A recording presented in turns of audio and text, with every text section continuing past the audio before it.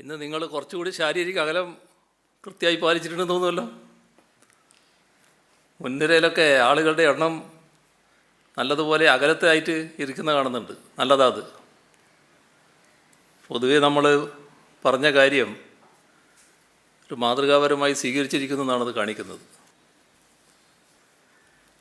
ഇന്നത്തെ അവസ്ഥയും നമ്മുടെ നാട്ടിൽ നല്ല തോതിൽ കോവിഡ് ബാധയുണ്ട് എന്നുള്ളതാണ്. 8135 പേർക്കാണ് കോവിഡ് ബാധ സ്ഥിരീകരിച്ചത്. കോവിഡ് ബാധിച്ച് ഇന്ന് 29 പേര് മരണമടഞ്ഞു.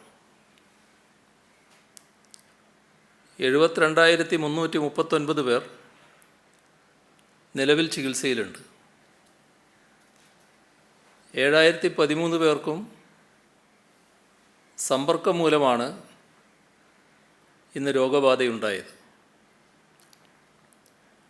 ഉറവിടം അറിയാത്തത് 730 പേരുണ്ട്. രോഗബാധ സ്ഥിരീകരിച്ചവരിൽ 105 പേർ ആരോഗ്യ പ്രവർത്തകരാണ്. കഴിഞ്ഞ 24 മണിക്കൂറിൽ 59,157 സാമ്പിളുകൾ പരിശോധന നടത്തി. 2828 പേരാണ് രോഗമുക്തരായത്. അപ്പോൾ ഇത് കാണിക്കുന്നത് കോവിഡ് വ്യാപനം ഗൗരവമായി തന്നെ തുടരുന്നുവെന്നാണ്. ഇതുമായി ബന്ധപ്പെട്ട് മാനദണ്ഡങ്ങൾ കൃത്യമായി പാലിച്ചു പോവുക എന്നതാണ് ഏറ്റവും പ്രധാനം. അതുമായി ബന്ധപ്പെട്ട മറ്റ് കാര്യങ്ങൾ ഒരു പ്രത്യേക പ്രശ്നം പറയാനുള്ളതുകൊണ്ട് അതിന് ശേഷം സമയമുണ്ടെങ്കിൽ ഇന്ന് ഞാൻ പറയാം. ഈ കോവിഡിൻ്റെ ഈ പശ്ചാത്തലത്തിൽ നാട്ടിലെ മറ്റ് വികസന പ്രവർത്തനങ്ങൾ, ക്ഷേമ പ്രവർത്തനങ്ങൾ ഒന്നും മുടങ്ങാൻ പാടില്ല എന്ന നിലയിലാണ് സർക്കാർ കാര്യങ്ങൾ നീക്കിക്കൊണ്ടിരിക്കുന്നത്. നേരത്തെ 100 ദിവസം കൊണ്ട് 100 ദിന പരിപാടി എന്നത് പ്രഖ്യാപിച്ചിരുന്നു. ഇതിൽ കോവിഡ് പകർച്ചവ്യാധി ഭീതിജനകമായ രീതിയിൽ തൊഴിലില്ലായ്മ സൃഷ്ടിച്ചിട്ടുണ്ട്. ഇത് പരിഹരിക്കാൻ സംസ്ഥാനത്ത് പുതിയ തൊഴിലവസരങ്ങൾ സൃഷ്ടിക്കുന്നതിനുള്ള സംയോജിത പദ്ധതി നടപ്പാക്കുമെന്ന് നേരത്തെ പറഞ്ഞിരുന്നു. അതിലൂടെ 100 ദിവസം കൊണ്ട് 50,000 തൊഴിലവസരങ്ങൾ സൃഷ്ടിക്കും. ഇതിൻ്റെ വിശദാംശങ്ങൾ എങ്ങനെയൊക്കെയാണ് ഇത് പ്രായോഗികമാവുക എന്നത് വ്യക്തമാക്കാനാണ് ഉദ്ദേശിക്കുന്നത്. 1000 ആളുകൾക്ക് 5 എന്ന തോതിൽ ഓരോ പഞ്ചായത്തിലും മുനിസിപ്പാലിറ്റിയിലും കാർഷികേതര മേഖലയിൽ തൊഴിൽ സൃഷ്ടിക്കുന്നതിനുള്ള പരിപാടി ലോക്ക്ഡൗണിന് മുൻപ് തന്നെ പ്രഖ്യാപിച്ചിരുന്നു. പക്ഷേ കോവിഡ് സംഭവ വികാസങ്ങൾ ഇതിന് വിലങ്ങുതടിയായി. ഈ സാഹചര്യത്തിലാണ് 100 ദിന പരിപാടിയുടെ ഭാഗമായി 50,000 തൊഴിലവസരങ്ങൾ 100 ദിവസം കൊണ്ട് കാർഷികേതര മേഖലയിൽ സൃഷ്ടിക്കുന്നത്. ഏതൊക്കെ മേഖലകളിൽ ഏതെല്ലാം ഏജൻസികളുടെ മുൻകൈയിലാണ് ഈ തൊഴിലവസരങ്ങൾ എന്നത് സംബന്ധിച്ച് സൂക്ഷ്മവും വിശദവുമായ രേഖ തയ്യാറാക്കി. അതുപ്രകാരം 50,000 തൊഴിലവസരങ്ങൾ എന്നതിൽ നിന്ന് വ്യത്യസ്തമായി 95,000 തൊഴിലവസരങ്ങൾ വരെ സൃഷ്ടിക്കാനാകുമെന്നാണ് ലക്ഷ്യമിടുന്നത്. ചില സ്കീമുകൾ പൂർത്തിയാകുന്നതിന് കാലതാമസമുണ്ടായേക്കാം. അതുകൊണ്ട് എത്ര ചുരുങ്ങിയാലും 50,000 തൊഴിലവസരങ്ങൾ ഡിസംബർ മാസത്തിനുള്ളിൽ സൃഷ്ടിക്കുമെന്നത് ഉറപ്പാണ്. എല്ലാ 2 ആഴ്ച കൂടുമ്പോഴും ഇത് സംബന്ധിച്ച വിശദമായ കണക്കുകളും തൊഴിൽ ലഭിച്ചവരുടെ മേൽവിലാസവും പരസ്യപ്പെടുത്തും. ഇതിന് പ്രത്യേകമായ പോർട്ടൽ ആരംഭിക്കും. സർക്കാർ, അർദ്ധ സർക്കാർ, പൊതുമേഖലാ സ്ഥാപനങ്ങളിൽ 18,600 പേർക്ക് തൊഴിൽ നൽകും. സ്ഥിര, താൽക്കാലിക, കരാർ നിയമനങ്ങൾ ഇതിൽപ്പെടും. ഹയർ സെക്കൻഡറി സ്കൂളുകളിൽ 425 തസ്തികകളും എയ്ഡഡ് കോളേജുകളിൽ 700 തസ്തികകളും പുതിയ കോഴ്സുകളുടെ ഭാഗമായി 300 താൽക്കാലിക തസ്തികകളും സൃഷ്ടിക്കും. എയ്ഡഡ് സ്കൂളുകളിൽ 6,911 തസ്തികകളുടെ നിയമനങ്ങൾ റെഗുലറൈസ് ചെയ്യും. നിയമനം അഡ്വൈസ് കിട്ടിയിട്ടും സ്കൂളുകൾ തുറക്കാത്തതുകൊണ്ട് ജോലിക്ക് ചേർന്നിട്ടില്ലാത്ത 1,632 പേരുണ്ട്. ഇതെല്ലാം ചേർത്ത് വിദ്യാഭ്യാസ മേഖലയിൽ 10,968 പേർക്കാണ് തൊഴിൽ നൽകുക. മെഡിക്കൽ കോളേജുകളിൽ 700 തസ്തികകളും പൊതു ആരോഗ്യ സംവിധാനത്തിൽ 500 തസ്തികകളും സൃഷ്ടിക്കും. കോവിഡ് ഫസ്റ്റ് ലൈൻ ട്രീറ്റ്മെൻറ്റ് സെൻ്ററുകളിൽ 1000 ജീവനക്കാർക്ക് താൽക്കാലിക നിയമനം നൽകും. പട്ടികവർഗ വിഭാഗത്തിൽപ്പെട്ടവർക്ക് ഫോറസ്റ്റിൽ ബീറ്റ് ഓഫീസർമാരായി 500 പേരെ നിയമിക്കും. ആരോഗ്യ വിദ്യാഭ്യാസ വകുപ്പുകൾക്ക് പുറത്ത് മറ്റ് വകുപ്പുകളിലായി 1,717 പേർക്ക് തൊഴിൽ ലഭ്യമാകും. സർക്കാർ സർവീസിലും PSCക്ക് വിട്ട പൊതുമേഖല, അർദ്ധ സർക്കാർ സ്ഥാപനങ്ങളിലും PSC വഴിയാണ് നിയമനം നടക്കുക. എല്ലാ ഒഴിവുകളും PSCക്ക് അടിയന്തരമായി റിപ്പോർട്ട് ചെയ്യുന്നതിന് കർശന നിർദ്ദേശം വകുപ്പ് മേധാവികൾക്ക് നൽകി. PSCക്ക് വിട്ട സ്ഥാപനങ്ങളിലെ സ്പെഷ്യൽ റൂൾസിന് അംഗീകാരം ലഭിക്കാത്തതുകൊണ്ട് നിയമനങ്ങൾ അവയിൽ സ്തംഭനാവസ്ഥയിലാണ്.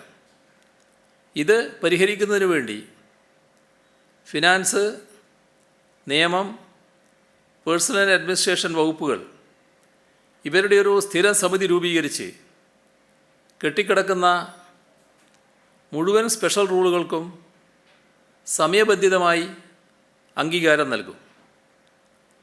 PSC വഴി 100 ദിവസത്തിനുള്ളിൽ 5,000 പേർക്കെങ്കിലും നിയമനം നൽകുകയാണ് ലക്ഷ്യം. PSC വഴിയുള്ള നിയമനങ്ങളിലും പുതുതായി സൃഷ്ടിച്ച തസ്തികകളുടെ എണ്ണത്തിലും ഈ സർക്കാർ സർവകാല റെക്കോർഡാണ് സൃഷ്ടിച്ചിട്ടുള്ളത്. 42 പൊതുമേഖലാ വ്യവസായ സ്ഥാപനങ്ങളിൽ 1,178 സ്ഥിര നിയമനങ്ങളും 342 താൽക്കാലിക നിയമനങ്ങളും 241 കരാർ നിയമനങ്ങളും അടക്കം 1,761 നിയമനങ്ങളുണ്ടാവും. കേരള സ്റ്റേറ്റ് ഇലക്ട്രോണിക്സ് ഡെവലപ്മെൻറ്റ് കോർപ്പറേഷനിൽ 241 പേരെ നിയമിക്കും. Kerala minerals and metals, Travancore titanium, Kerala state textile corporation, Kerala state bamboo corporation, Kerala state drugs and pharmaceuticals limited എന്നിവയിൽ ഓരോന്നിലും 100-ൽ കൂടുതൽ നിയമനങ്ങളാണ് നടക്കുക. ഈ 5 സ്ഥാപനങ്ങളിലും ആകെ 766 നിയമനങ്ങൾ നടക്കും. പുതിയ ഹോങ്കോ ഫാക്ടറിയിലേക്ക് 150 തസ്തിക സൃഷ്ടിക്കും. സഹകരണ വകുപ്പിലും സ്ഥാപനങ്ങളിലുമായി 500 സ്ഥിരം താൽക്കാലിക നിയമനങ്ങൾ നടത്തും. കൂടുതൽ നിയമനം KSF-യിലായിരിക്കും. സെപ്റ്റംബർ നവംബർ മാസങ്ങളിലായി 1000 പേർക്ക് PSC വഴി ഇവിടെ നിയമനം നൽകും. കാർഷിക വ്യവസായ പൊതുമേഖലാ സ്ഥാപനങ്ങളിൽ കൂടുതൽ നിയമനം സ്പെഷ്യൽ റൂൾസിന് അംഗീകാരം കിട്ടുന്നതോടെ KRF-ലാണ് നടക്കുക. 6 സ്ഥാപനങ്ങളിലായി 348 പേർക്ക് തൊഴിൽ ലഭിക്കും.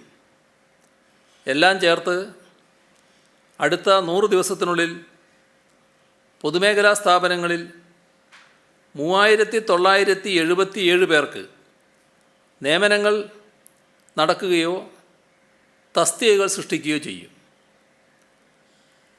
കേരള സമ്പദ്ഘടനയിലെ ഏറ്റവും ചലനാത്മകമായ മേഖല ഇന്ന് വ്യവസായമാണ്. 2014-15 സംസ്ഥാന വരുമാനത്തിൻ്റെ 9.8% വ്യവസായ മേഖലയുടെ വിഹിതം. 2018-19 അത് 13.9% ഉയർന്നു. 2014-15 ദേശീയ വ്യവസായ ഉൽപ്പാദനത്തിൽ കേരളത്തിൻ്റെ വിഹിതം 1.2%. 2018-19 അത് 1.6% ഉയർന്നു. നേരത്തെ സൂചിപ്പിച്ച പൊതുമേഖലാ സ്ഥാപനങ്ങളുടെ 1760 പ്രത്യക്ഷ നിയമനമടക്കം 23,100 തൊഴിലവസരങ്ങളാണ് 100 ദിവസങ്ങൾ കൊണ്ട് പൊതുമേഖലയിൽ സൃഷ്ടിക്കുക. ഈ ധനകാര്യ വർഷത്തിൻ്റെ 1ാം പാദത്തിൽ സംസ്ഥാനത്ത് 3498 MSME യൂണിറ്റുകൾ സ്ഥാപിക്കപ്പെട്ടു. 2ാം പാദത്തിൽ ചുരുങ്ങിയത് 2400 യൂണിറ്റുകളും 7200 തൊഴിലവസരങ്ങളും ജില്ലാ വ്യവസായ കേന്ദ്രങ്ങൾ വഴി സൃഷ്ടിക്കും. കേരള MSME ഫെസിലിറ്റേഷൻ ആക്ടിന് കീഴിൽ 4053 ആളുകൾക്ക് ചെറുകിട വ്യവസായങ്ങൾ ആരംഭിക്കാൻ അനുമതി നൽകിയിട്ടുണ്ട്. ഈ സംരംഭങ്ങളിൽ ചുരുങ്ങിയത് 5000 പേർക്ക് തൊഴിൽ ലഭിക്കും. വ്യവസായ വകുപ്പിന് കീഴിൽ 700 സംരംഭങ്ങൾക്ക് നിക്ഷേപ സബ്സിഡി അനുവദിച്ചിട്ടുണ്ട്.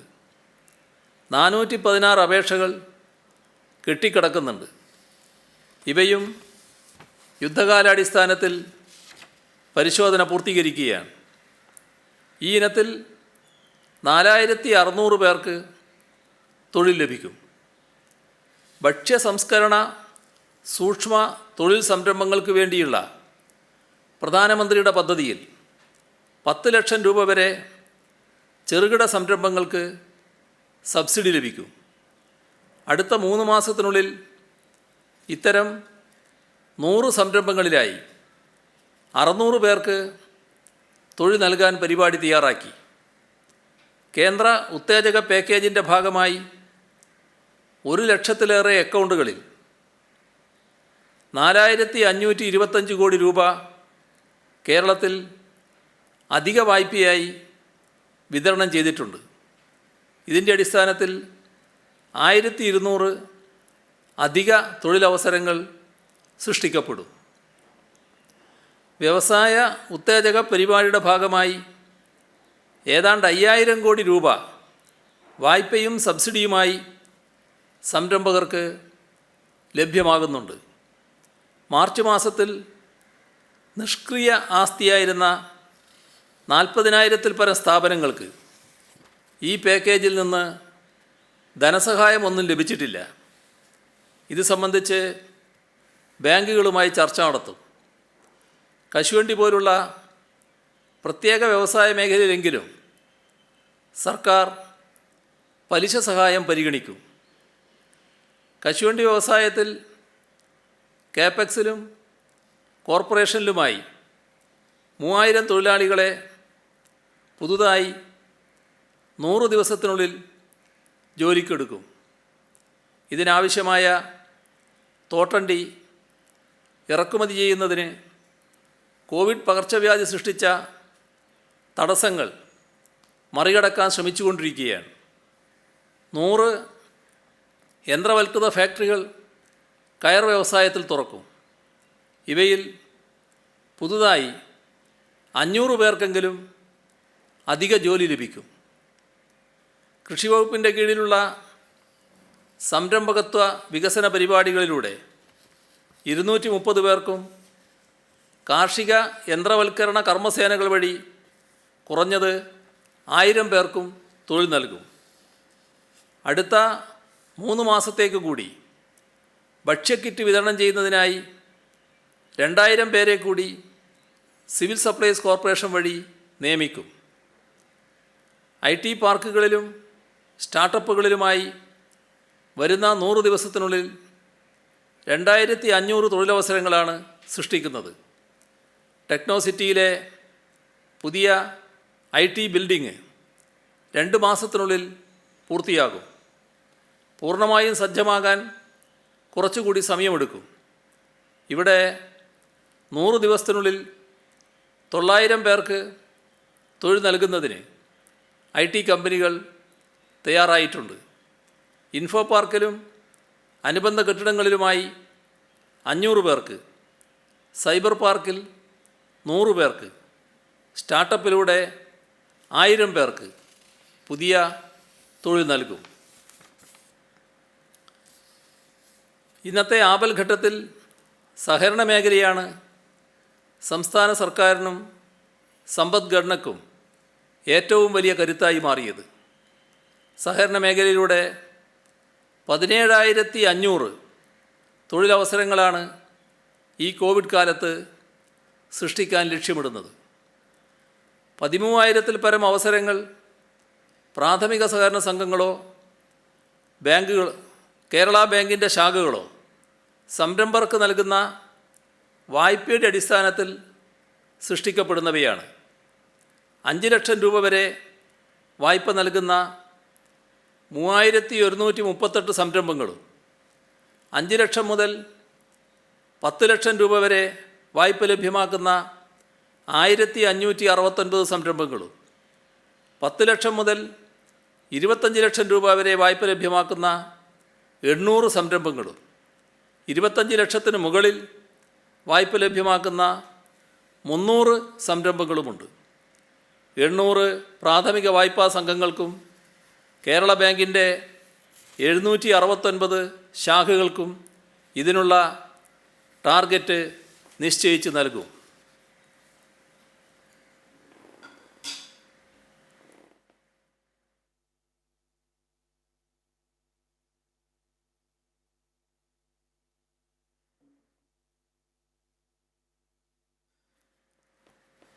ഒരു പ്രാഥമിക സഹകരണ സംഘമോ സ്റ്റേറ്റ് ബാങ്കിൻ്റെ ഒരു ബ്രാഞ്ചോ കേരള ബാങ്കിൻ്റെ ഒരു ബ്രാഞ്ചോ 5 ലക്ഷം രൂപയുടെ 2 സംരംഭങ്ങളോ 10 ലക്ഷം രൂപയുടെ ഒരു സംരംഭമോ ആരംഭിച്ചാൽ ഈ ലക്ഷ്യത്തിലെത്തും. ഇതിനായി 1000 കോടി രൂപ വായ്പയായി ലഭ്യമാക്കും. ഏതെങ്കിലും പ്രാഥമിക സഹകരണ സംഘത്തിന് സംരംഭക പ്രോത്സാഹനത്തിന് പണമില്ലെങ്കിൽ കേരള ബാങ്ക് വഴി റീഫൈനാൻസ് ചെയ്യും. 100 നാളികേര സംസ്കരണ യൂണിറ്റുകളിലായി 1000 പേർക്ക് തൊഴിൽ നൽകും. 750 പച്ചക്കറി സംഭരണ വിൽപ്പന കേന്ദ്രങ്ങളിലായി 1500 പേർക്ക് തൊഴിൽ നൽകും. ഇതിനു പുറമെ പല ഇനങ്ങളിലായി സംഘങ്ങൾ നേരിട്ട് മറ്റ് സംരംഭങ്ങൾക്ക് രൂപം നൽകും. ഇവയിലൂടെ 3000 പേർക്ക് തൊഴിൽ നൽകാൻ ഉദ്ദേശിക്കുന്നു. അപ്പെക്സ് സഹകരണ സംഘങ്ങളായ കൺസ്യൂമർ ഫെഡ് 1000 പേർക്ക്, മാർക്കറ്റ് ഫെഡ് 12 പേർക്ക്, വനിതാ ഫെഡ് 174 പേർക്ക്, റബ്ബർ മാർക്ക് 36 പേർക്ക്, SC/ST ഫെഡ് 28 പേർക്ക്, ഇങ്ങനെ 1250 തൊഴിലവസരങ്ങൾ സൃഷ്ടിക്കും. സഹകരണ മേഖലയിൽ വായ്പാ സംഘങ്ങളുണ്ട്. ആ വായ്പാ സംഘങ്ങളിലൂടെ 474 തൊഴിലവസരങ്ങൾ സൃഷ്ടിക്കും. നേരത്തെ സൂചിപ്പിച്ചതുപോലെ സഹകരണ വകുപ്പ്, സഹകരണ ബാങ്കുകൾ, സഹകരണ സംഘങ്ങൾ എന്നിവയിലെ സ്ഥിര നിയമനങ്ങളിലൂടെ 500 തൊഴിലവസരങ്ങൾ സൃഷ്ടിക്കും. മത്സ്യഫെഡിൻ്റെ മുൻകൈയിൽ രൂപം കൊള്ളുന്ന വിവിധ തരത്തിലുള്ള സംരംഭങ്ങളിലായി 579 പേർക്കെങ്കിലും തൊഴിൽ ലഭിക്കും. അക്വാകൾച്ചർ യൂണിറ്റുകളിലും മറ്റും സൃഷ്ടിക്കപ്പെടുന്ന തൊഴിലവസരങ്ങൾ ഇപ്പോൾ ഈ കണക്കിൽ ഉൾപ്പെടുത്തിയിട്ടില്ല. വ്യവസായ സേവന മേഖലകൾ കേന്ദ്രീകരിച്ച് വേതനാധിഷ്ഠിത തൊഴിലോ സ്വയം തൊഴിലോ ഉറപ്പാക്കുന്ന ബൃഹത് പദ്ധതി കുടുംബശ്രീ വഴി നടപ്പാക്കും. 100 ദിവസം കൊണ്ട് 15,441 പേർക്ക് തൊഴിൽ നൽകുകയാണ് ലക്ഷ്യം. ഗ്രാമീണ മേഖലയിൽ 600 പേർക്കും നഗരമേഖലയിൽ 660 പേർക്കും തൊഴിൽ നൽകുന്നതിനുള്ള സംരംഭങ്ങൾ ആരംഭിക്കും. കാർഷിക മൂല്യവർദ്ധിത ഉൽപ്പന്നങ്ങളുടെ സംരംഭങ്ങളിൽ 700 പേർക്ക് തൊഴിൽ നൽകും. ബ്ലോക്ക് അടിസ്ഥാനത്തിൽ സംരംഭകരെ പരിശീലിപ്പിച്ച് സ്വയം തൊഴിൽ പ്രാപ്തരാക്കുന്ന പദ്ധതിയാണ് സ്റ്റാർട്ടപ്പ് വില്ലേജ് എൻ്റർപ്രണർഷിപ്പ് പ്രോഗ്രാം. ഈ സംരംഭങ്ങളിൽ 1000 പേർക്ക് തൊഴിൽ നൽകും. ഹരിത കർമ്മസേനയുമായി സഹകരിച്ച് ആരംഭിക്കുന്ന ഹരിത സംരംഭങ്ങളിൽ 3000 പേർക്ക് തൊഴിൽ നൽകും. അങ്ങനെ സൂക്ഷ്മ തൊഴിൽ സംരംഭങ്ങളിൽ 5960 തൊഴിലവസരങ്ങളാണ് സൃഷ്ടിക്കപ്പെടുന്നത്. ഫെസിലിറ്റി മാനേജ്മെൻറ്റ് സെൻ്ററുകൾ വഴി 1046 പേർക്കും ഫിനിഷിംഗ് പരിശീലനത്തിന് ശേഷം പ്രാദേശികമായി കടകളിലും കെയർ സ്ഥാപനങ്ങളിലും മറ്റുമായി 3195 പേർക്കും തൊഴിൽ ലഭ്യമാക്കും. കേന്ദ്ര സർക്കാരിൻ്റെ സ്കീമായ ദീൻദയാൽ ഉപാധ്യായ വൈദഗ്ധ്യ വികസന പരിപാടിയുടെ നഗര ഉപജീവന മിഷൻ്റെയും കീഴിൽ 2000 പേർക്ക് പരിശീലനം നൽകി തൊഴിൽ ലഭ്യമാക്കും. ഇങ്ങനെ വൈദഗ്ധ്യ പോഷണത്തിൻ്റെ അടിസ്ഥാനത്തിൽ ആകെ 6241 പേർക്ക് തൊഴിൽ ലഭിക്കും. 3 മാസം കൊണ്ട് 500 ജനകീയ ഹോട്ടലുകൾ കൂടി സ്ഥാപിക്കും. ഇവയിൽ കുറഞ്ഞത് 1500 പേർക്ക് തൊഴിൽ ലഭിക്കും. കുടുംബശ്രീ ഡിസ്ഇൻഫെക്ഷൻ ടീമുകളിൽ 300 പേർക്ക് തൊഴിൽ ലഭിക്കും. കയർ ക്രാഫ്റ്റ് ഭക്ഷ്യ സ്റ്റോറുകളുടെ ശൃംഖല കുടുംബശ്രീയുടെ ആഭിമുഖ്യത്തിൽ ആരംഭിക്കും. ഹോം ഷോപ്പിയുടെ പ്രാദേശിക ഉൽപ്പാദന ശൃംഖലയും ഇതുമായി ബന്ധപ്പെട്ട് പ്രവർത്തിക്കും. അടുത്ത 100 ദിവസത്തിനുള്ളിൽ 300 കേന്ദ്രങ്ങൾ തുറക്കും. ഇവയിൽ 1500 പേർക്ക് തൊഴിൽ ലഭിക്കും. വിപണന കിയോസ്കുകൾ, കേരള ചിക്കൻ സംരംഭങ്ങൾ, ചിക്കൻ ഔട്ട്ലെറ്റുകൾ തുടങ്ങിയവയിൽ 189 പേർക്ക് തൊഴിൽ ലഭിക്കും.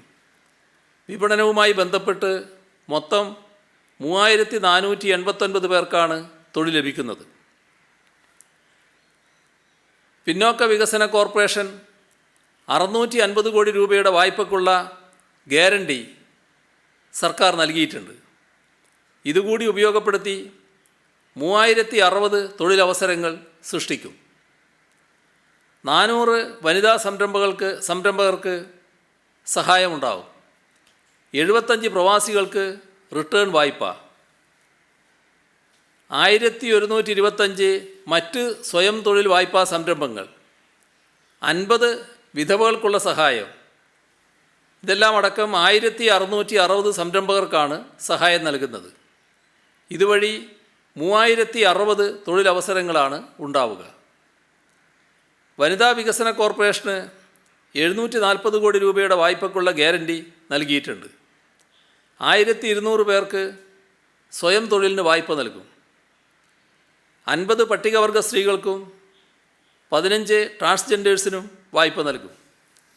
വിദേശത്ത് ജോലി ചെയ്യുന്നതിന് വേണ്ടിയുള്ള വൈദഗ്ധ്യ പരിശീലനം 90 നഴ്സുമാർക്ക് നൽകുന്നതാണ്. ഇങ്ങനെ മൊത്തം 2920 തൊഴിലവസരങ്ങളാണ് സൃഷ്ടിക്കുന്നത്. കേരള ഫിനാൻഷ്യൽ കോർപ്പറേഷൻ 500 സംരംഭകർക്ക് 3 മാസം കൊണ്ട് വായ്പ നൽകുന്നുണ്ട്. ഇതിനകം ഇവർക്കുള്ള പരിശീലനം പൂർത്തിയാക്കി കഴിഞ്ഞു. 2500 പേർക്ക് ഈ സംരംഭങ്ങളിൽ തൊഴിൽ ലഭിക്കുമെന്ന് പ്രതീക്ഷിക്കുന്നു. തീരദേശ വികസന കോർപ്പറേഷന് കീഴിലുള്ള മത്സ്യ സംസ്കരണ യൂണിറ്റുകളിലും ഓൺലൈൻ മാർക്കറ്റിംഗ് സംരംഭങ്ങളിലൂടെയും 150 പേർക്കാണ് തൊഴിൽ നൽകുന്നത്. പട്ടികജാതി വികസന കോർപ്പറേഷൻ 100 കോടി രൂപ അടങ്കലുള്ള സംരംഭകത്വ വികസന പദ്ധതി നടപ്പാക്കും. ഇതിൽ 100 ദിവസം കൊണ്ട് 1308 പേർക്ക് തൊഴിൽ ലഭ്യമാക്കാൻ കഴിയും. 1308. വികലാംഗക്ഷേമ കോർപ്പറേഷൻ്റെ കൈവല്യ പദ്ധതിയിൽ 7000-ൽ പരം അപേക്ഷകളുണ്ട്. ഇവ ജില്ലാതല സമിതികൾ അടിയന്തരമായി പരിശോധിച്ച് അർഹരായ മുഴുവൻ പേർക്കും അംഗീകാരം നൽകും. 5000 പേർക്കെങ്കിലും ഇതുവഴി തൊഴിൽ ലഭിക്കും.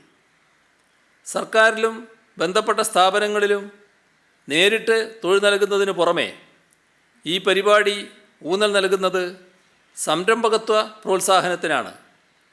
8000 കോടി രൂപയെങ്കിലും വായ്പയായും സബ്സിഡിയായും സംരംഭകർക്ക് ലഭ്യമാക്കുന്നുണ്ട്. കേരള സർക്കാരിൻ്റെ ഏതാണ്ട് എല്ലാ ഏജൻസികളും ഈ തൊഴിൽ സൃഷ്ടിക്കാനുള്ള കർമ്മ പരിപാടിയിൽ പങ്കാളികളാണ്. ഇപ്പോൾ പരാമർശിക്കാത്ത ഏജൻസികൾക്കും തങ്ങളുടെ പദ്ധതികളുമായി മുന്നോട്ട് വരാം. തദ്ദേശഭരണ സ്ഥാപനങ്ങളുടെ കാര്യം ഇവിടെ പ്രത്യേകം പറഞ്ഞിട്ടില്ല. തൊഴിൽ സംരംഭങ്ങൾ ആരംഭിക്കുന്നതിന് വേണ്ടി എല്ലാ തദ്ദേശഭരണ സ്ഥാപനങ്ങളും പ്രോജക്റ്റുകൾ തയ്യാറാക്കണമെന്ന് നിർദ്ദേശിച്ചിരുന്നു. അവ ഊർജിതമായി നടപ്പാക്കുന്നതിനുള്ള പരിശ്രമം ഒക്ടോബർ മാസത്തിൽ ഉണ്ടാവണം. കുടുംബശ്രീയുടെ സംരംഭങ്ങൾക്ക് പിന്തുണ നൽകേണ്ടതും തദ്ദേശഭരണ സ്ഥാപനങ്ങളാണ്. പച്ചക്കറി സംഭരണ വിതരണ സംരംഭങ്ങൾക്ക് പിന്തുണ നൽകി വയബിലിറ്റി ഗ്യാപ്പ് ഫണ്ടിങ്ങിനായി 5 ലക്ഷം രൂപയുടെ പ്രോജക്റ്റ് എല്ലാവരും തയ്യാറാക്കേണ്ടതുണ്ട്. ഇതിനുള്ള പണം സർക്കാർ അധികമായി നൽകും. ഈ വർഷം ആദ്യം പ്രഖ്യാപിച്ചതുപോലെ 1000 പേർക്ക് 5 വീതം മൊത്തത്തിൽ പുതിയ കാർഷികേതര തൊഴിലവസരങ്ങൾ സൃഷ്ടിക്കുന്ന തദ്ദേശഭരണ സ്ഥാപനങ്ങൾക്ക് പ്രത്യേക ആദരവ് നൽകും. ഗ്രാമീണ തൊഴിലില്ലായ്മ കുറക്കുന്നതിന് വേണ്ടി തൊഴിലുറപ്പ് പദ്ധതിയുടെ ദിനങ്ങൾ 200 വർദ്ധിപ്പിക്കണമെന്ന് കേന്ദ്ര സർക്കാരിനോട് സംസ്ഥാനം ആവശ്യപ്പെട്ടിട്ടുണ്ട്. അനുവദിച്ച തൊഴിൽ ദിനങ്ങൾ ഊർജിതമായി നടപ്പാക്കുന്നതിന് തദ്ദേശഭരണ സ്ഥാപനങ്ങൾ മുന്നോട്ട് വരണം എന്നാണ് അഭ്യർത്ഥിക്കുന്നത്. സുഭിക്ഷ കേരളം പദ്ധതിയുടെ ഭാഗമായി കാർഷിക മത്സ്യമേഖലകളിൽ തൊഴിലവസരങ്ങൾ സൃഷ്ടിക്കപ്പെടുന്നത് സംസ്ഥാന സർക്കാർ ഈ രംഗത്ത് നടത്തുന്ന ഇടപെടലിൻ്റെ മറ്റൊരു ഭാഗമാണ്. പുതിയ തൊഴിൽ സംരംഭങ്ങളെ സഹായിക്കുന്നതിന് നമ്മുടെ സംസ്ഥാനത്തെ ധനകാര്യ സ്ഥാപനങ്ങളുമായി ചർച്ചയ്ക്ക് സർക്കാർ മുൻകൈയെടുക്കും. ഇതിൻ്റെ ഭാഗമായി സ്റ്റേറ്റ് ലെവൽ ബാങ്കേഴ്സ് സമിതിയുടെ പ്രത്യേക യോഗം വിളിക്കും. ഈ പ്രത്യേക കാലത്ത് സാധ്യമായ എല്ലാ മാർഗങ്ങളും ഉപയോഗപ്പെടുത്തി ജനജീവിതം മെച്ചപ്പെടുത്തുക എന്ന ലക്ഷ്യത്തോടെയാണ് സർക്കാർ പദ്ധതി തയ്യാറാക്കിയത്. നാടാകെ ഒന്നിച്ചണിനിരന്നുകൊണ്ട് കോവിഡിൻ്റെ സാമ്പത്തിക സ്തംഭനത്തിൽ നിന്ന് മുറിച്ചു കടക്കാനുള്ള സൂത്രവാക്യമായി 50,000 തൊഴിലുകളെന്ന മുദ്രാവാക്യത്തെ മാറ്റണമെന്ന് അഭ്യർത്ഥിക്കുന്നു. ഇതാണൊരു പ്രത്യേക കാര്യമെന്ന നിലക്ക് പറയാനുണ്ട് എന്ന് ഞാൻ പറഞ്ഞത്. ഞാൻ കോവിഡിൻ്റെ മറ്റ് ഭാഗങ്ങളിലേക്ക് കടക്കാം.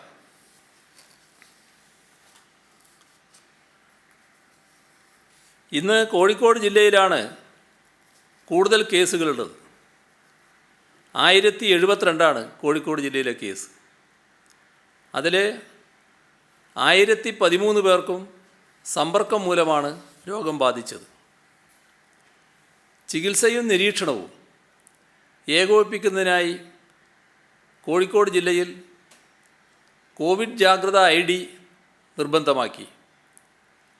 ചികിത്സയിലും നിരീക്ഷണത്തിലും കഴിയുന്നവരെ ദിവസേന നിരീക്ഷിക്കുന്നതിനും ടെലി കൺസൾട്ടേഷനും പോർട്ടലിൽ സൗകര്യമുണ്ട്. നിരീക്ഷണത്തിൽ കഴിയുന്നവർക്ക് ലക്ഷണങ്ങൾ കണ്ടാൽ ബന്ധപ്പെട്ട ചികിത്സാ കേന്ദ്രത്തിലേക്ക് റഫർ ചെയ്യാം. ഇതിനുള്ള റഫർ ലെറ്റർ ജാഗ്രതാ പോർട്ടലിൽ നിന്നും സ്വമേധയാ ആശുപത്രിയിലേക്ക് പോകും. ഇത് ആശുപത്രിയിൽ രോഗികളുടെ പ്രവേശനം ലളിതമാക്കും. പോസിറ്റീവാകുന്ന എല്ലാ രോഗികളും തങ്ങളുടെ ചുമതലയുള്ള ആരോഗ്യ പ്രവർത്തകരിൽ നിന്ന് ജാഗ്രതാ ID വാങ്ങി സൂക്ഷിക്കണം. കാരുണ്യ ആരോഗ്യ സുരക്ഷാ പദ്ധതി ഇൻഷുറൻസ് ലഭ്യമാകുന്നതിനും കോവിഡ് ആശുപത്രികളിൽ ചികിത്സ ലഭിക്കുന്നതിനും COVID-19 ജാഗ്രതാ ID നിർബന്ധമാണ്. കോഴിക്കോടിന് ശേഷം കൂടുതൽ പേർക്ക് രോഗം സ്ഥിരീകരിച്ചത് മലപ്പുറത്താണ്, 968. എറണാകുളം 934. ഈ ജില്ലകളാണ് തൊട്ടു പുറകിലുള്ളത്. തിരുവനന്തപുരം ജില്ലയിൽ വ്യാപനം മാറ്റമില്ലാതെ തുടരുന്നു. ഇന്നത്തെ കേസുകൾ 856. ബോധവൽക്കരണവും പ്രതിരോധ മാർഗങ്ങളും സ്വീകരിക്കുന്നുണ്ട്. പക്ഷേ അവയനുസരിക്കുന്ന പ്രവണത പലയിടത്തും കാണുന്നില്ല. 40 വയസ്സിന് താഴെയുള്ളവരാണ് തലസ്ഥാന ജില്ലയിൽ കോവിഡ് ബാധിക്കുന്നവരിലേറെയും. ഈ പ്രായക്കാർ തന്നെയാണ് കൂടുതലായി കൂട്ടം കൂടുന്നു. 1013 പേർക്കും സമ്പർക്കം മൂലമാണ് രോഗം ബാധിച്ചത്. ചികിത്സയും നിരീക്ഷണവും ഏകോപിപ്പിക്കുന്നതിനായി കോഴിക്കോട് ജില്ലയിൽ കോവിഡ് ജാഗ്രത ID നിർബന്ധമാക്കി. ചികിത്സയിലും നിരീക്ഷണത്തിലും കഴിയുന്നവരെ ദിവസേന നിരീക്ഷിക്കുന്നതിനും ടെലി കൺസൾട്ടേഷനും പോർട്ടലിൽ സൗകര്യമുണ്ട്. നിരീക്ഷണത്തിൽ കഴിയുന്നവർക്ക് ലക്ഷണങ്ങൾ കണ്ടാൽ ബന്ധപ്പെട്ട ചികിത്സാ കേന്ദ്രത്തിലേക്ക് റഫർ ചെയ്യാം. ഇതിനുള്ള റഫർ ലെറ്റർ ജാഗ്രതാ പോർട്ടലിൽ നിന്നും സ്വമേധയാ ആശുപത്രിയിലേക്ക് പോകും. ഇത് ആശുപത്രിയിൽ രോഗികളുടെ പ്രവേശനം ലളിതമാക്കും. പോസിറ്റീവാകുന്ന എല്ലാ രോഗികളും തങ്ങളുടെ ചുമതലയുള്ള ആരോഗ്യ പ്രവർത്തകരിൽ നിന്ന് ജാഗ്രതാ ID വാങ്ങി സൂക്ഷിക്കണം. കാരുണ്യ ആരോഗ്യ സുരക്ഷാ പദ്ധതി ഇൻഷുറൻസ് ലഭ്യമാകുന്നതിനും കോവിഡ് ആശുപത്രികളിൽ ചികിത്സ ലഭിക്കുന്നതിനും COVID-19 ജാഗ്രതാ ID നിർബന്ധമാണ്. കോഴിക്കോടിന് ശേഷം കൂടുതൽ പേർക്ക് രോഗം സ്ഥിരീകരിച്ചത് മലപ്പുറത്താണ്, 968. എറണാകുളം 934. ഈ ജില്ലകളാണ് തൊട്ടു പുറകിലുള്ളത്. തിരുവനന്തപുരം ജില്ലയിൽ വ്യാപനം മാറ്റമില്ലാതെ തുടരുന്നു. ഇന്നത്തെ കേസുകൾ 856. ബോധവൽക്കരണവും പ്രതിരോധ മാർഗങ്ങളും സ്വീകരിക്കുന്നുണ്ട്. പക്ഷേ അവയനുസരിക്കുന്ന പ്രവണത പലയിടത്തും കാണുന്നില്ല. 40 വയസ്സിന് താഴെയുള്ളവരാണ് തലസ്ഥാന ജില്ലയിൽ കോവിഡ് ബാധിക്കുന്നവരിലേറെയും. ഈ പ്രായക്കാർ തന്നെയാണ് കൂടുതലായി കൂട്ടം കൂടുന്നത് എന്നത് ഗൗരവത്തിലെടുക്കേണ്ടതാണ്. ചില മാളുകളിൽ അവധി ദിവസങ്ങളിലും വൈകുന്നേരങ്ങളിലും വലിയ ജനക്കൂട്ടം ഉണ്ടാകുന്നു. പലരും കുട്ടികളുമായാണ് എത്തുന്നത്. ചില ആശുപത്രി പരിസരങ്ങൾ കേന്ദ്രീകരിച്ചും ആൾക്കൂട്ടമുണ്ട്. പരിശോധനകൾക്കും മറ്റുമായി ആശുപത്രിയിലെത്തുന്ന ഗർഭിണികൾ ആശുപത്രിയുടെ പരിസരത്തുള്ള കടകളിൽ കയറുകയും ഷോപ്പിംഗ് നടത്തുകയും ചെയ്യുന്നത് ശ്രദ്ധയിൽപ്പെട്ടിട്ടുണ്ട്. രോഗവ്യാപനത്തിൻ്റെ തോത് ഉയർത്തുന്നതിൽ ഇതെല്ലാം വലിയ പങ്ക് വഹിക്കുന്നുണ്ട് എന്നത് നാം തിരിച്ചറിയണം. ജില്ലയിൽ മരണപ്പെടുന്നവരിൽ വലിയ ശതമാനം 60 വയസ്സിന് മുകളിലുള്ളവരാണ്. അതുകൊണ്ട് തന്നെ വീടുകളിൽ ഈ പ്രായത്തിലുള്ളവരുണ്ടെങ്കിൽ പുറത്തുപോയി വരുന്ന മറ്റു കുടുംബാംഗങ്ങൾ അതീവ ശ്രദ്ധയും ജാഗ്രതയും പുലർത്തണം. കോവിഡ് ബാധിച്ച് ഗൃഹചികിത്സയിലിരുന്ന വയോധിക കൊല്ലം ജില്ലയിൽ ഇന്നലെ രോഗമുക്തയായത് ഗൃഹചികിത്സയെക്കുറിച്ച് ഉയരുന്ന ആശങ്കകൾ അസ്ഥാനത്താണെന്ന് തെളിയിക്കുന്നതാണ്. കൊല്ലത്ത് ഉമ്മന്നൂർ ഗ്രാമപഞ്ചായത്തിലെ പ്രമേഹ രോഗിയായ 90 വയസ്സുകാരിയാണ് രോഗമുക്തി നേടിയത്. ഇവരുടെ 55 വയസ്സുള്ള മകനും 2 ചെറുമക്കളും രോഗമുക്തരായിട്ടുണ്ട്. നെടുമൺകാവ് CHCയിലെ ഡോക്ടറുടെ നേതൃത്വത്തിൽ ഇവർക്ക് കൃത്യമായി മരുന്നുകൾ എത്തിക്കുകയും ആവശ്യമായ നിർദ്ദേശങ്ങൾ നൽകുകയും ചെയ്തിരുന്നു. സംസ്ഥാനത്ത് കോവിഡ് പ്രതിരോധത്തിന് അതാ ജില്ലകളുടെ സവിശേഷതകൾക്കനുസരിച്ച് പ്രചാരണ പരിപാടികൾ സംഘടിപ്പിക്കുന്നുണ്ട്. ആലപ്പുഴയിൽ ഇന്നു മുതൽ 31 വരെ കരുതാം ആലപ്പുഴയെ എന്ന ടാഗ് ലൈനിൽ കോവിഡ് പ്രതിരോധ ക്യാമ്പയിൻ നടത്തും. ജില്ലയിൽ 3,33,000 വരുന്ന വയോജനങ്ങളെ കോവിഡിൽ നിന്ന് സംരക്ഷിച്ചു നിർത്തുകയാണ് പ്രധാന ലക്ഷ്യം.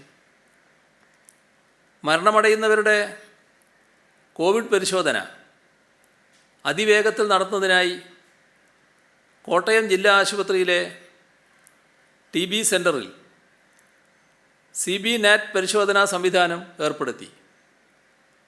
1 മണിക്കൂറിനുള്ളിൽ ഫലം ലഭിക്കുന്നതുകൊണ്ട് തന്നെ നെഗറ്റീവാകുന്നവരുടെ മൃതദേഹം ഉടൻ വിട്ടു നൽകുന്നതിനും രോഗം സ്ഥിരീകരിക്കുന്നവരുടെ സംസ്കാരം കോവിഡ് പ്രോട്ടോക്കോൾ പാലിച്ച് നടത്തുന്നതിനും കഴിയും.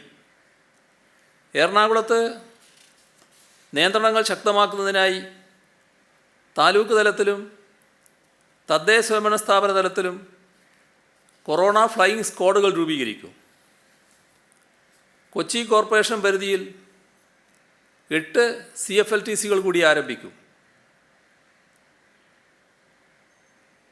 രോഗവ്യാപനം രൂക്ഷമായ പശ്ചിമ കൊച്ചിയിൽ 3 CFLTCകളാണ് പുതുതായി തുടങ്ങുക.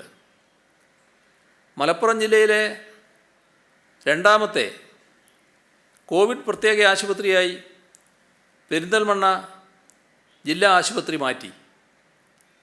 കണ്ണൂർ ജില്ലയിൽ no mask no entry, zero contact challenge ക്യാമ്പയിനുകൾ സംഘടിപ്പിക്കാൻ തീരുമാനിച്ചു. സ്ഥാപനങ്ങൾ, വാഹനങ്ങൾ, പൊതു ഇടങ്ങൾ തുടങ്ങി മുഴുവൻ സ്ഥലങ്ങളിലും ശരിയായ രീതിയിൽ മാസ്ക് ധരിച്ചു മാത്രമേ പ്രവേശനം അനുവദിക്കൂ എന്ന് പ്രഖ്യാപിക്കുന്നതാണ് no mask no entry campaign. പൊതുചടങ്ങുകൾ ഉൾപ്പെടെ വ്യക്തി ഇടപെടുന്ന മുഴുവൻ ജീവിത സാഹചര്യങ്ങളിലും ആരോഗ്യവകുപ്പ് നിർദ്ദേശിക്കുന്ന കോവിഡ് പെരുമാറ്റച്ചട്ടങ്ങൾ പൂർണ്ണമായും പാലിക്കുന്നുവെന്ന് ഉറപ്പുവരുത്തുകയാണ് സീറോ കോണ്ടാക്റ്റ് ചാലഞ്ചിലൂടെ ലക്ഷ്യമിടുന്നത്.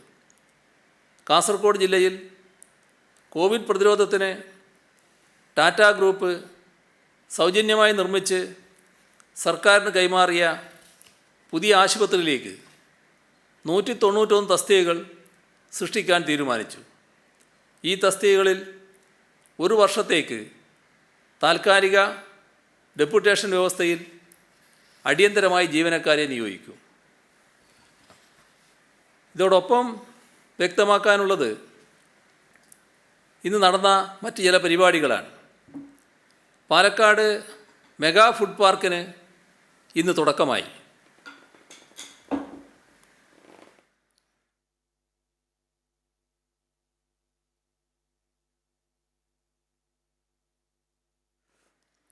രാജ്യത്തൊട്ടാകെ പ്രഖ്യാപിച്ച 17 ഫുഡ് പാർക്കിൽ ഒന്നാണ് പാലക്കാട്ടെ മെഗാ ഫുഡ് പാർക്ക്. 2017 ജൂൺ 11 ഈ മെഗാ ഫുഡ് പാർക്കിൻ്റെ നിർമ്മാണത്തിന് തുടക്കമിട്ടത്. 3 വർഷത്തിനുള്ളിൽ എല്ലാ പ്രവൃത്തികളും പൂർത്തീകരിക്കാൻ സർക്കാരിന് സാധിച്ചു. 102 കോടി 13 ലക്ഷം രൂപ ചെലവിൽ നിർമ്മിച്ച ഫുഡ് പാർക്ക് പുതുശ്ശേരി, എലപ്പുള്ളി വില്ലേജുകളിലായി 79.42 ഏക്കറിലാണ് സജ്ജീകരിച്ചിട്ടുള്ളത്. 2.5 ലക്ഷം കർഷകർക്ക് ഈ പദ്ധതിയുടെ പ്രയോജനം ലഭിക്കും. ഏകദേശം 4500 പേർക്ക് നേരിട്ടും 10,000-ഓളം പേർക്ക് പരോക്ഷമായും ജോലി ലഭിക്കുന്ന പദ്ധതി കൂടിയാണിത്. ഇതിൻ്റെ നിർമ്മാണത്തിനായി കേന്ദ്ര സർക്കാർ 50 കോടി രൂപയാണ് ഗ്രാൻഡായി വാഗ്ദാനം ചെയ്തത്. ബാക്കി തുക സംസ്ഥാന സർക്കാർ വീതവും നബാർഡിൽ നിന്നുള്ള വായ്പയുമാണ്.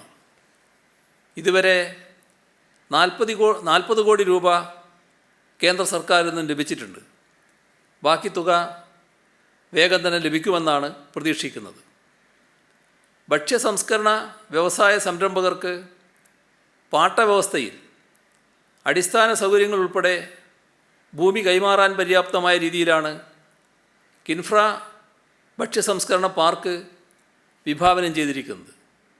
ചക്ക, മാങ്ങ, കൈതച്ചക്ക, നേന്ത്രക്കായ, മഞ്ഞൾ, ഇഞ്ചി, തേങ്ങ, നെല്ല്, പച്ചക്കറി, സുഗന്ധവ്യഞ്ജനങ്ങൾ ഇങ്ങനെയുള്ളവയെല്ലാം സംഭരിക്കാനും സംസ്കരിക്കാനുമുള്ള ശീതീകരണ സംവിധാനങ്ങളും സാങ്കേതിക സൗകര്യങ്ങളും ഇവിടെയുണ്ട്. 4 പ്രാഥമിക ഭക്ഷ്യ സംസ്കരണ കേന്ദ്രങ്ങളും സജ്ജമാക്കിയിട്ടുണ്ട്. വയനാട് ജില്ലയിലെ കൽപ്പറ്റ, മലപ്പുറം ജില്ലയിലെ കാക്കാഞ്ചേരി, തൃശ്ശൂർ ജില്ലയിലെ കൊരട്ടി, എറണാകുളം ജില്ലയിലെ മുഴുവന്നൂർ ഇവിടങ്ങളിലെ കിൻഫ്ര പാർക്കുകളിലാണ് അവ പ്രവർത്തിക്കുക. പാലക്കാട് പെരിന്തൽമണ്ണ റോഡ് പ്രവൃത്തി ഇന്ന് ഉദ്ഘാടനം നിർവഹിച്ചു. കേരള പുനർനിർമ്മാണ പദ്ധതിയുടെ ഭാഗമായാണ് 37.38 കിലോമീറ്റർ വരുന്ന പാലക്കാട് പെരിന്തൽമണ്ണ റോഡ് അത്യാധുനിക രീതിയിൽ പുനർനിർമ്മിക്കുന്നത്. പ്രളയകാലത്ത് തകർന്ന റോഡുകൾക്കൊപ്പം പ്രകൃതിക്ഷോഭങ്ങളിൽ തകരാൻ സാധ്യതയുള്ള റോഡുകളുടെ നവീകരണം കൂടി ഉറപ്പാക്കുന്നതിൻ്റെ ഭാഗമായാണ് ഈ നിർമ്മാണ പ്രവൃത്തി ആരംഭിക്കുന്നത്. ഇതിൻ്റെ ഭാഗമായി 4 വരി പാതയാണ് ഉദ്ദേശിക്കുന്നത്. 364 കോടി 17 ലക്ഷം രൂപയാണ് ഇതിന് ചെലവ്. ആ രീതിയിലാണ് ഈ റോഡ് വികസിപ്പിക്കുന്നത്. 14 മീറ്റർ വീതിയുണ്ടാകും. നടുവിൽ ഡിവൈഡർ, ഡ്രെയിനേജ് സംവിധാനം എല്ലാം ഇതിൻ്റെ ഭാഗമായി ഒരുക്കും. ആവശ്യമായ സ്ഥലങ്ങളിൽ വളവുകൾ നിവർത്തും, സംരക്ഷണ ഭിത്തികളുണ്ടാവും, നടപ്പാതയുണ്ടാവും, കൈവരികളൊരുക്കും. നിലവിലുള്ള 5 പാലങ്ങളിൽ 4 എണ്ണത്തിൻ്റെ വീതി കൂട്ടും, 1 എണ്ണം പുതുക്കിപ്പണിയും. 18 മാസം കൊണ്ട് നിർമ്മാണം പൂർത്തിയാക്കാനാണ് ഉദ്ദേശിക്കുന്നത്. മാത്രമല്ല 5 വർഷത്തെ പരിപാലനം കൂടി ഉറപ്പുവരുന്ന രീതിയിലാണ് പദ്ധതി. മറ്റൊന്ന്, പെരിഞ്ചേരിക്കടവ് റെഗുലേറ്റർ കം ബ്രിഡ്ജിൻ്റെ നിർമ്മാണ പ്രവൃത്തിക്ക് ഇന്ന് തുടക്കമായി. കിഫ്ബി ഫണ്ട് ഉപയോഗപ്പെടുത്തി 68 കോടി 36 ലക്ഷം രൂപ ചെലവിലാണ് നിർമ്മിക്കുന്നത്. കൊയിലാണ്ടി താലൂക്കിലെ ചെറുവണ്ണൂർ പഞ്ചായത്തിനെയും വേളം പഞ്ചായത്തിനെയും ബന്ധിപ്പിച്ചുകൊണ്ടുള്ള ഈ പാലത്തിന് നിർമ്മാണം പൂർത്തിയാകുന്നതോടെ ഈ പ്രദേശത്ത് കടലിൽ നിന്നുള്ള ഉപ്പുവെള്ളം കയറുന്ന പ്രശ്നം അവസാനിക്കും. ഗുളികപ്പുഴ പാലത്തിന് സമീപത്തും കൂരങ്കോട്ടെയും പമ്പിംഗ് സ്റ്റേഷനുകളിൽ നിന്നുള്ള കുടിവെള്ള ലഭ്യത ഉറപ്പുവരുത്താനും സാധിക്കും. 1720 ഹെക്ടർ പ്രദേശത്ത് ജലസേചന സൗകര്യവും സാധ്യമാകും. ഇവിടുത്തെ ഭൂഗർഭ ജലനിരപ്പ് ഉയർത്താനും ഈ പദ്ധതി സഹായിക്കും. 18 മാസം കൊണ്ട് പൂർത്തിയാക്കാനാണ് ലക്ഷ്യമിടുന്നത്. മറ്റൊന്ന്, കൊയിലാണ്ടി മഞ്ചേശ്വരം തുറമുഖ മത്സ്യബന്ധന തുറമുഖങ്ങൾ ഉദ്ഘാടനം ഇന്ന് നിർവഹിച്ചു. 2005 ഭരണാനുമതി ലഭിച്ചതെങ്കിലും കഴിഞ്ഞ LDF സർക്കാരിൻ്റെ കാലത്താണ് കൊയിലാണ്ടി മത്സ്യബന്ധന തുറമുഖം നിർമ്മാണ പ്രവർത്തനം ആരംഭിച്ചത്. 66 കോടി 7 ലക്ഷം രൂപ ചെലവിൽ നിർമ്മിച്ചിട്ടുള്ള ഈ തുറമുഖം കൊയിലാണ്ടിയിലെ തീരപ്രദേശങ്ങളിൽ താമസിക്കുന്ന 19,000-ഓളം വരുന്ന മത്സ്യത്തൊഴിലാളികൾക്ക് ഉപകാരപ്രദമാകും. മൺസൂൺ കാലത്തെ പ്രതികൂല കാലാവസ്ഥയിൽ പോലും മത്സ്യബന്ധനം നടത്താനും കടൽ പ്രക്ഷുബ്ധമാകുന്ന അവസരങ്ങളിൽ യാനങ്ങൾ സുരക്ഷിതമായി നങ്കൂരമിടാനും ഇത് അവസരമൊരുക്കും. പ്രതിവർഷം 500 കോടി രൂപ വിലമതിക്കുന്ന 20,000 ടൺ മത്സ്യോൽപാദനത്തിന് കൊയിലാണ്ടിയിൽ സാഹചര്യമുണ്ടാകുമെന്നാണ് പ്രതീക്ഷിക്കുന്നത്. മഞ്ചേശ്വരം മത്സ്യബന്ധന തുറമുഖം 2014 തുടക്കമായത്. ഈ സർക്കാർ അധികാരത്തിൽ വന്നതിന് ശേഷമാണ് പദ്ധതി ഫലവത്തായി മുന്നോട്ട് പോയത്. 48 കോടി 13 ലക്ഷം രൂപ ചെലവിൽ പൂർത്തീകരിച്ചിട്ടുള്ള ഈ പദ്ധതി മഞ്ചേശ്വരത്തെയും സമീപ പ്രദേശങ്ങളിലെയും 10,000-ലധികം മത്സ്യത്തൊഴിലാളികൾക്ക് പ്രയോജനകരമായിരിക്കും. കമ്മീഷൻ ചെയ്യുന്നതോടെ പ്രതിവർഷം 250 കോടി രൂപ വിലമതിക്കുന്ന 10,000 ടൺ മത്സ്യോൽപാദനത്തിന് സാഹചര്യമുണ്ടാകുമെന്നാണ് വിലയിരുത്തുന്നത്. വേറൊരു പ്രധാന പദ്ധതി നടന്നത് സ്വയം പര്യാപ്ത ക്ഷീരകേരളം എന്ന ആത്യന്തിക ലക്ഷ്യം സാക്ഷാത്കരിക്കുന്നതിനോടൊപ്പം ക്ഷീരകർഷകരുടെ സാമൂഹിക സാമ്പത്തിക ഉന്നമനം കൂടി ലക്ഷ്യമിട്ടുള്ള സംയോജിത ക്ഷീരവികസന പദ്ധതിയായ ക്ഷീരഗ്രാമം ഇന്നു മുതൽ 25 പഞ്ചായത്തുകളിലേക്ക് കൂടി വ്യാപിപ്പിക്കുകയാണ്. ഇതോടെ സംസ്ഥാനത്ത് 53 പഞ്ചായത്തുകളിൽ ഈ പദ്ധതിയുടെ ഗുണഫലം ലഭ്യമാകും. തിരഞ്ഞെടുത്ത പഞ്ചായത്തുകളിൽ 50 ലക്ഷം രൂപ വീതമാണ് ചെലവഴിക്കുക. 12.5 കോടി രൂപ വകയിരുത്തിയിട്ടുണ്ട്. പുതിയ സംരംഭകർക്ക് 2 പശു വീതവും 5 പശു വീതമുള്ള ഡയറി യൂണിറ്റുകളും സ്ഥാപിക്കുന്നതിന്, നിലവിലെ ക്ഷീരകർഷകർക്ക് പശുക്കളുടെ എണ്ണം വർദ്ധിപ്പിക്കുന്നതിന് ഈ പദ്ധതി വഴി ധനസഹായം ലഭ്യമാക്കും. പശുക്കൾക്കൊപ്പം കിടാരികളെ കൂടി വാങ്ങുന്നതിന് ധനസഹായം ലഭിക്കുന്ന കോമ്പോസിറ്റ് ഡയറി യൂണിറ്റ് പദ്ധതിയും ക്ഷീരഗ്രാമം പദ്ധതിയുടെ ഒരു ഘടകമാണ്. ഇന്ന് നമ്മുടെ സംസ്ഥാനത്തെ പ്രമുഖ വിദ്യാഭ്യാസ സ്ഥാപനങ്ങളിൽ ഒന്നായ ബ്രണ്ണൻ കോളേജിൽ 4 പദ്ധതികളാണ് ഉദ്ഘാടനം ചെയ്തത്. Brennen college centre of excellence പദ്ധതിയുടെ ഭാഗമായുള്ള 1ാം ഘട്ട പ്രവൃത്തി ഉദ്ഘാടനം, MLAയുടെ പ്രാദേശിക വികസന പദ്ധതിയിൽ ഉൾപ്പെടുത്തി പുതുതായി നിർമ്മിച്ച കോളേജ് റോഡിൻ്റെ ഉദ്ഘാടനം, കോളേജ് ലൈബ്രറിയുടെ പ്രവർത്തനോദ്ഘാടനം, ഫർണിച്ചർ വിതരണം, ആധുനികമായി സജ്ജീകരിച്ച കെമിസ്ട്രി ലാബിൻ്റെ ഉദ്ഘാടനം. കോളേജിൻ്റെ സമഗ്ര വികസനം ലക്ഷ്യമിട്ട് സമർപ്പിച്ച 97 കോടി രൂപയുടെ മാസ്റ്റർ പ്ലാൻ സർക്കാർ അംഗീകരിച്ചിരുന്നു. അതിൽപ്പെട്ട 1ാം ഘട്ട പ്രവർത്തനത്തിനാണ് ഇന്ന് തുടക്കമായത്. ഇതിൽ നിന്ന് വ്യത്യസ്തമായ ഒരു കാര്യവും കൂടിയാണ് എനിക്ക് പറയാനുള്ളത്. അയോധ്യയിലെ ഭൂമി തർക്കത്തെ തുടർന്ന് ഉടലെടുത്ത കേസിലെ അന്തിമ വിധി പ്രസ്താവിക്കുമ്പോൾ 1949 ഡിസംബർ 22 രാത്രി തർക്കഭൂമിയിൽ രാമവിഗ്രഹം സ്ഥാപിച്ചത് ആസൂത്രിത നടപടിയായിരുന്നു എന്നാണ് സുപ്രീം കോടതി പറഞ്ഞത്. 1992 ഡിസംബർ 6 ബാബറി മസ്ജിദ് പൊളിച്ച നടപടിയെ നിയമവാഴ്ചയുടെ കടുത്ത ലംഘനം എന്നാണ് കഴിഞ്ഞ നവംബർ 9 വിധി പ്രസ്താവത്തിൽ സുപ്രീം കോടതി വിശേഷിപ്പിച്ചത്. കടുത്ത നിയമലംഘനമെന്ന് രാജ്യത്തെ പരമോന്നത കോടതി തന്നെ വിശേഷിപ്പിച്ച സംഭവമാണ് ബാബറി മസ്ജിദ് ധ്വംസനം. മസ്ജിദ് തകർക്കുന്നതിന് മുന്നോടിയായി നടത്തിയ രഥയാത്ര, അതിന് നേതൃത്വം നൽകിയവർ, അവരുടെ സഹായികൾ, കർസേവയ്ക്ക് ആഹ്വാനം ചെയ്തവർ, അതിനൊക്കെ ആളും അർത്ഥവും പ്രദാനം ചെയ്ത സംഘടനകൾ, ആ ഘട്ടത്തിൽ തങ്ങളെ തടയാൻ കോടതി ആരാണ് എന്ന് ചോദിച്ചവർ എന്നിങ്ങനെ ആ കടുത്ത നിയമലംഘനത്തിന് ഉത്തരവാദികൾ നമ്മുടെ കൺമുന്നിലുണ്ട്. അത്തരം കുറ്റവാളികൾ ശിക്ഷിക്കപ്പെടാതിരിക്കുന്നത് ദൗർഭാഗ്യകരമാണ്. ഇന്ത്യൻ മതനിരപേക്ഷതയെ കൊലപ്പെടുത്താൻ ശ്രമിച്ചതിനുള്ള ശിക്ഷ അവരർഹിക്കുന്നു. ഇന്ത്യൻ മതേതരത്വത്തിന് ഏറ്റവും വലിയ പോറലേൽപ്പിച്ച ഈ കടുത്ത നിയമലംഘന നടപടിയുടെ ഉത്തരവാദിത്വം സംഘപരിവാർ ശക്തികൾക്കാണ്. അതിലേക്ക് നയിച്ച സംഭവങ്ങൾക്ക് കാരണമായതിൻ്റെയും ഒത്താശ ചെയ്തു കൊടുത്തതിൻ്റെയും അനുകൂലമായ സാഹചര്യങ്ങൾ സൃഷ്ടിച്ചതിൻ്റെയും ഉത്തരവാദിത്വം കോൺഗ്രസിനും ചങ്ങാതിമാർക്കുമാണ്. പൂട്ടിക്കിടന്ന ബാബറി മസ്ജിദ് സംഘപരിവാറിനായി തുറന്നു കൊടുത്തത് കോൺഗ്രസ് ആയിരുന്നു. ശിലാന്യാസത്തിലൂടെ ക്ഷേത്രത്തിന് തറക്കല്ലിടാൻ അനുവാദം കൊടുത്തതും കോൺഗ്രസ് ആയിരുന്നു. കർസേവേലയുടെ അതൊരു മണ്ഡപമാക്കാൻ അനുവാദം കൊടുത്തതും കോൺഗ്രസ്. ഇതിൻ്റെയൊക്കെ സ്വാഭാവിക പരിണിതി എന്ന നിലയിൽ സംഘപരിവാർ ബാബറി മസ്ജിദ് തകർത്ത് തരിപ്പണമാക്കിയപ്പോൾ കർമ്മരാഹിത്യത്തിലൂടെ മൗനം ആചരിച്ചു. അതനുവദിച്ചു കൊടുത്തതും കോൺഗ്രസ് തന്നെ. ഇന്ത്യൻ ജനാധിപത്യത്തിൻ്റെ സവിശേഷത അത് മതനിരപേക്ഷ സ്വഭാവത്തെ മുറുകെ പിടിക്കുന്നു എന്നത് തന്നെയാണ്. ഉന്നതമായ മാനവിക മൂല്യങ്ങളെ ഉയർത്തിപ്പിടിച്ചുകൊണ്ടാണ് വിവിധ ജനവിഭാഗങ്ങളുടെ യോജിച്ചുള്ള പ്രക്ഷോഭങ്ങളിലൂടെ ഇന്ത്യൻ ജനത വൈദേശികാധിപത്യത്തിനെതിരെ പോരാടിയതും അതിനെ തറപറ്റിച്ചതും. ഇന്നത്തെ ഇന്ത്യൻ സാഹചര്യങ്ങളിൽ വർഗീയ ആധിപത്യത്തിനെതിരെ പൊരുതേണ്ട സമയം അതിക്രമിച്ചിരിക്കുന്നു. അത് നമ്മുടെ ജനാധിപത്യത്തെയും മതനിരപേക്ഷതയെയും സംരക്ഷിക്കുന്നതിന് ഒഴിച്ചുകൂടാനാവാത്തതാണ്.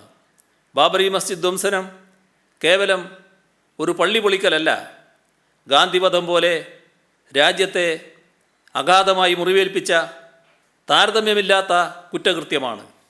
കുറ്റവാളികൾക്ക് പരമാവധി ശിക്ഷ വാങ്ങിക്കൊടുക്കാൻ നിയമപരമായ തുടർ നടപടികൾക്ക് അന്വേഷണ ഏജൻസിയായ CBIക്കും കേന്ദ്ര സർക്കാരിനും ഉത്തരവാദിത്വമുണ്ട്.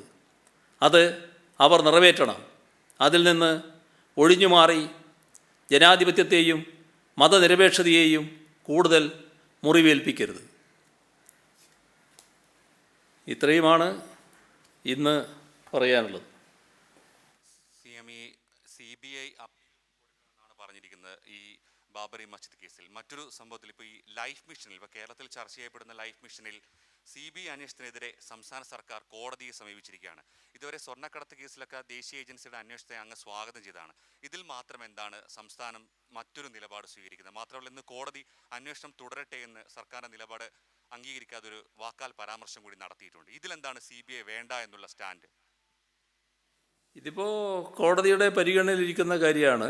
അത് സാധാരണ നിലയിൽ ആ ഹർജി കോടതി പരിഗണിക്കട്ടെ എന്നാണ് അത് സംബന്ധമായി പറയാനുള്ളത്. ഇവിടെ ഇതുമായി ബന്ധപ്പെട്ട് കാണേണ്ട ഒരു വസ്തുത, ഈ വിദേശ സംഭാവന നിയന്ത്രണ നിയമം 2010 ലംഘനമുണ്ടായിട്ടുണ്ടെന്ന് CBI Kochi unit Ernakulam chief judicial magistrate കോടതിയിൽ പ്രഥമ റിപ്പോർട്ട് 2020 സെപ്റ്റംബർ 24 സമർപ്പിച്ചിട്ടുണ്ട്. വടക്കാഞ്ചേരിയിൽ UAE റെഡ് ക്രസൻറ്റിൻ്റെ സഹായത്തോടെ നിർമ്മിക്കുന്ന 140 ഫ്ലാറ്റുകളുടെയും ഒരു ഹെൽത്ത് സെൻ്ററിൻ്റെയും നിർമ്മാണ കരാർ UAE കോൺസൽ ജനറലും യൂണിടാക് സാനെ വെഞ്ചേഴ്സും തമ്മിൽ ഏർപ്പെട്ടുള്ളതാണ്. ലൈഫ് മിഷൻ ഒരു തുകയും വിദേശ സംഭാവനയായി സ്വീകരിച്ചിട്ടില്ല. കരാർ പ്രകാരം കൈമാറ്റം ചെയ്യപ്പെടുന്ന തുകകളും വിദേശ സംഭാവന നിയന്ത്രണ നിയമം 2010 പരിധിയിൽപ്പെടുന്നില്ല എന്നാണ് നിയമവർത്തങ്ങളുടെ അഭിപ്രായം. ആ നിലക്ക് CBI കൊച്ചി യൂണിറ്റ് മേൽപ്പറഞ്ഞ നിയമത്തിൻ്റെ 35-ാം വകുപ്പും 3-ാം വകുപ്പും ലംഘിക്കപ്പെട്ടു എന്ന് കാണിച്ച് ലൈഫ് മിഷൻ്റെ അറിയപ്പെടാത്ത ഉദ്യോഗസ്ഥരെന്ന് കൂടി ഉൾപ്പെടുത്തി യൂണിടാക്, സാനെ വെഞ്ചേഴ്സ് എന്നീ സ്ഥാപനങ്ങളെ അടക്കം ചേർത്ത് ഫയൽ ചെയ്ത FIR നിയമപരമായി നിലനിൽക്കില്ല എന്ന വാദമുയർത്തിയാണ് സംസ്ഥാന സർക്കാർ ബഹുമാനപ്പെട്ട ഹൈക്കോടതി മുൻപാകെ ക്രിമിനൽ റിവിഷൻ ഹർജി സമർപ്പിച്ചിട്ടുള്ളത്. ഈ ഹർജി ബഹുമാനപ്പെട്ട ഹൈക്കോടതി ഫയലിൽ സ്വീകരിച്ച് എതിർകക്ഷികൾക്ക് നോട്ടീസ് അയക്കാൻ ഉത്തരവായിട്ടുണ്ട്. അടുത്ത ഹിയറിങ്ങിൽ വീണ്ടും വാദം കേൾക്കും. നിയമപരമായി നിലനിൽക്കുന്നില്ല എന്ന് നിയമോപദേശം ലഭിച്ചിട്ടുള്ള ഒരു കാര്യത്തെപ്പറ്റി കോടതിയിൽ നിയമപരമായി നേരിടുന്നത് തെറ്റാണെന്ന് പറയാനാവില്ലല്ലോ. അത് ഭരണഘടനാപരമായ പരിരക്ഷകൾ വിനിയോഗിക്കലാണ്. അത് പാടില്ല എന്ന് പറയുന്നതിന് തുല്യമാണ് ഇതിനെ നിയമപരമായി നേരിടാൻ പാടില്ല എന്ന് പറയുന്നത്. ഭൂരഹിതരും ഭവനരഹിതരുമായ ആളുകൾക്ക് അടച്ചുറപ്പുള്ള ഭവനം നൽകാൻ ആവിഷ്കരിച്ച ലൈഫ് മിഷനെ അടിസ്ഥാനരഹിതമായ വ്യവഹാരങ്ങളുടെ നൂലാമാലകളിൽ പെടുത്തുമ്പോൾ കാഴ്ചക്കാരായി നോക്കി നിൽക്കണം എന്ന് പറയുന്നതും യുക്തിരഹിതമാണ്. ഇത് അംഗീകരിക്കാൻ ഒരിക്കലുമാവില്ല. വിദേശ സംഭാവന നിയന്ത്രണ നിയമം 2010 2H വകുപ്പ് പ്രകാരം ഇക്കാര്യത്തിൽ ലംഘനമുണ്ടായിട്ടില്ല എന്ന വ്യക്തമായ ബോധ്യത്തോടെയാണ് സംസ്ഥാന സർക്കാർ ബഹുമാനപ്പെട്ട ഹൈക്കോടതിയെ സമീപിച്ചിട്ടുള്ളത്. ഫെഡറൽ സംവിധാനത്തിൽ CBI ഇടപെടുമ്പോൾ സംസ്ഥാന സർക്കാർ എന്ത് ചെയ്യണമെന്നുള്ള വലിയ ചോദ്യം ഇവിടെ ഉയരുന്നുണ്ട്. രാജസ്ഥാനിലെ കോൺഗ്രസ് സർക്കാർ സ്വീകരിച്ചതുപോലെ CBIക്ക് സംസ്ഥാനത്ത് അന്വേഷണം നടത്താനുള്ള പൊതു അനുമതി വിലക്കിയ മാതൃകയല്ല ഇവിടെ സ്വീകരിക്കുന്നത്. അഴിമതി നടന്നിട്ടുണ്ടെങ്കിൽ അത് അന്വേഷിക്കപ്പെടണമെന്നുള്ള കാര്യത്തിൽ വ്യക്തമായ ബോധ്യമുള്ളതുകൊണ്ടാണ് സംസ്ഥാന വിജിലൻസ് അന്വേഷണം ആരംഭിച്ചിട്ടുള്ളത്. എന്നാൽ പ്രഥമദൃഷ്ട്യാ നിലനിൽക്കാത്ത കുറ്റങ്ങൾ ആരോപിക്കപ്പെടുമ്പോൾ അവ ചോദ്യം ചെയ്യപ്പെടേണ്ടത് നമ്മുടെ നിയമവ്യവസ്ഥയും ഭരണഘടനയും സർക്കാർ ഉൾപ്പെടെ എല്ലാവർക്കും അനുവദിച്ചിട്ടുള്ള അവകാശങ്ങളാണ്. അവ വിനിയോഗം ചെയ്യുക എന്നത് മാത്രമേ ഇവിടെ നടന്നിട്ടുള്ളൂ. നിയമക്കുരുക്കുകൾ സൃഷ്ടിക്കാൻ ബോധപൂർവമായ ശ്രമങ്ങൾ നടത്തുന്നവർ തന്നെ സർക്കാർ നിയമപരമായ പരിഹാരം തേടുമ്പോൾ എതിർപ്പുയർത്തുന്നത് അത് പരിഹാസ്യമാണ്. ഞങ്ങൾ എന്താക്ഷേപവും ഉന്നയിക്കും, സർക്കാർ അത് കേട്ടിരുന്നു കൊള്ളണം. ഈ സമീപനം സ്വീകരിക്കാനാവില്ല. പിന്നെ ഒരു വ്യാഖ്യാനം വരുന്നത് തിടുക്കപ്പെട്ട് തിരിച്ചടി എന്നുള്ള വ്യാഖ്യാനം നടത്തലാണ്. ഇതിൽ ഇത്തരമൊരു വിലയിരുത്തൽ നടത്താൻ മാത്രം എന്താണ് സംഭവിച്ചിട്ടുള്ളതെന്ന് വ്യക്തമല്ല. കേസ് ബഹുമാനപ്പെട്ട ഹൈക്കോടതിയുടെ പരിഗണനയായതുകൊണ്ട് കൂടുതൽ കാര്യങ്ങൾ പറയുന്നതും ഉചിതമല്ല. ആ അന്വേഷണവുമായി ബന്ധപ്പെട്ട് നിയമപരമായ ചില പ്രശ്നങ്ങളുണ്ടെന്ന് നിയമോപദേശം ലഭിച്ചിരുന്നു.